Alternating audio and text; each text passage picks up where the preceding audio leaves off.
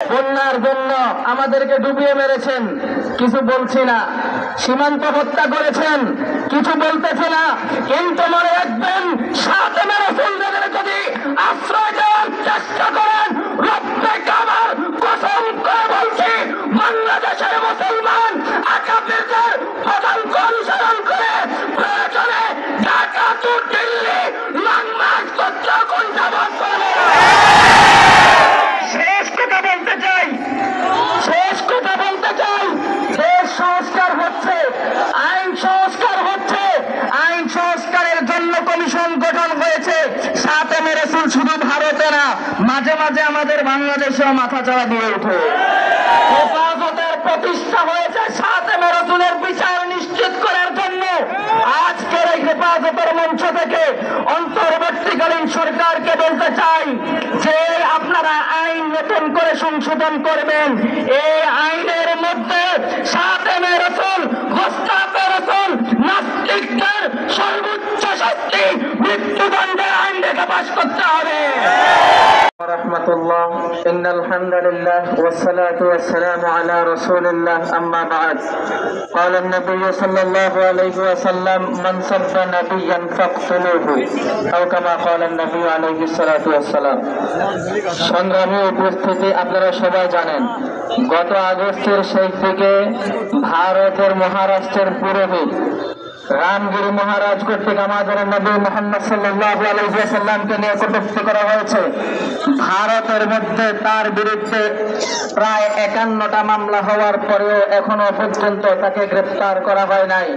আমরা আজকের এই হেফাজতের সমাবেশ থেকে ভারত সরকারকে বলতে চাই, যদি এই সাতেমে রাসূল, গোস্তাখে রাসূলের সাথে তাকে নিরাপত্তা দেওয়ার কোনো ব্যবস্থা করা হয়, তাকে আইনের মুখোমুখি না করা হয়, তাহলে বাংলাদেশ সহ সারা পৃথিবীর সমস্ত মুসলমানরা ভারতের সাথে কূটনৈতিক সম্পর্ক ছিন্ন করতে বাধ্য হবে।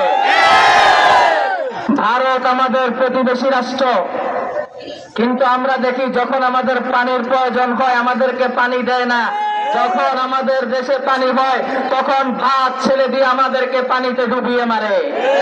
আমরা দেখেছি আমাদের এই প্রতিবেশী রাষ্ট্র আমাদের ভাইদেরকে মেরে সীমান্তের মধ্যে ঝুলিয়ে রাখে। বন্যার জন্য আমাদেরকে ডুবিয়ে মেরেছেন, কিছু বলছি না। সীমান্ত হত্যা করেছেন, কিছু বলতেছে না।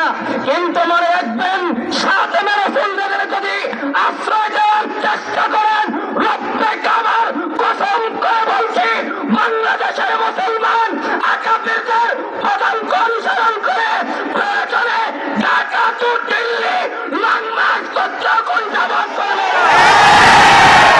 শেষ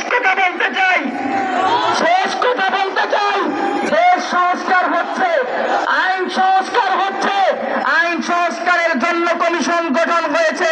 সাতেমে রাসূল শুধু ভারতে না, মাঝে মাঝে আমাদের বাংলাদেশেও মাথা চাড়া দিয়ে ওঠে।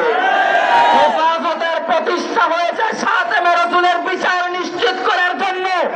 আজকের এই হেফাজতের মঞ্চ থেকে অন্তর্বর্তীকালীন সরকারকে বলতে চাই যে আপনারা আইন নতুন করে সংশোধন করবেন। এই আইনের মধ্যে সাতেমে রাসূল, গোস্তাখে রাসূল, নাস্তিকদের সর্বোচ্চ শাস্তি মৃত্যুদণ্ডের আইন রেখে পাশ করতে হবে। যদি না করেন আগের ওয়ালাদের যেই গতি হয়েছে আপনাদেরও সেই গতি হবে। জনতা আগেও কাউকে ছেড়ে কথা বলে নাই, আগামী তো ছেড়ে কথা বলবে না ইনশাআল্লাহ। বাংলাদেশ